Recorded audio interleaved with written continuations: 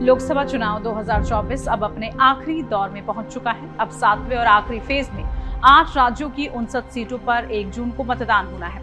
इसके लिए सभी पार्टियों ने पूरी ताकत झोंक दी है। एक तरफ पीएम मोदी और सीएम योगी आदित्यनाथ पूर्वांचल में ताबड़तोड़ रैलियां कर रहे हैं, तो वहीं दूसरी तरफ विपक्षी पार्टियों की तरफ से भी इस फेज में बेहतरीन प्रदर्शन के लिए पूरी जोर आजमाइश की जा रही है।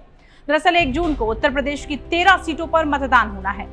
इनमें महाराजगंज, गोरखपुर, कुशीनगर, देवरिया, बांसगांव, घोसी, सलेमपुर, बलिया, गाजीपुर, चंदौली, वाराणसी, मिर्जापुर और रॉबर्ट्सगंज लोकसभा सीट शामिल है।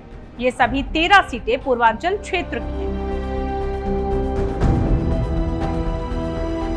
दरअसल उत्तर प्रदेश की 80 सीटों में से 21 सीटें पूर्वी उत्तर प्रदेश में आती हैं। इस इलाके को पूर्वांचल के नाम से जाना जाता है। इस इलाके को बीजेपी का गढ़ माना जाता है। साल 2019 में बीजेपी और उसके सहयोगियों ने यहां की 16 सीटों पर जीत दर्ज की थी। वहीं 4 सीटें बहुजन समाज पार्टी और 1 सीट समाजवादी पार्टी के खाते में आई थी। यहाँ गौर करने वाली बात यह भी है कि प्रधानमंत्री नरेंद्र मोदी और यूपी के मुख्यमंत्री योगी आदित्यनाथ भी पूर्वांचल क्षेत्र का ही प्रतिनिधित्व करते हैं। पूर्वांचल की इन 21 सीटों में से 8 सीटों पर छठे चरण में मतदान हो चुका है। बाकी बची 13 सीटों पर 1 जून को मतदान कराया जाएगा। ऐसे में इन 13 सीटों पर सबकी नजर है। दरअसल साल 2019 के चुनाव में बीजेपी 13 में से 9 सीटें जीतने में कामयाब रही थी, जबकि 2 सीटें उसकी सहयोगी अपना दल ने जीती थी और 2 सीटें बसपा को मिली थी।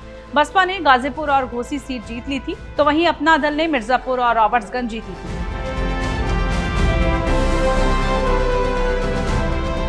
इस बार बीजेपी पूर्वांचल की इन 13 में से 10 सीट पर चुनाव लड़ रही है और 3 सीट पर उसके सहयोगी दल है। अपना दल एस 2 सीटों पर, तो ओम प्रकाश राजभर की पार्टी 1 सीट पर चुनाव लड़ रही है। वहीं इंडिया गठबंधन की तरफ से सपा 9 सीट और कांग्रेस 4 सीटों पर चुनावी किस्मत आजमा रही है। बसपा सभी 13 सीटों पर चुनाव लड़ रही है।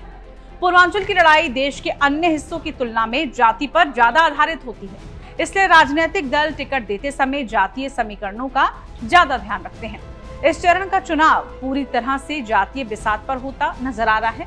पूर्वांचल की ज्यादातर सीटों पर पिछड़ी जातियों की संख्या अधिक है, जिसमें ओबीसी वोटों के लिए भी सियासी खींचतान है। इसके अलावा बसपा के दलित वोट बैंक को भी साधने की कवायद बीजेपी और सपा दोनों ही कर रहे हैं।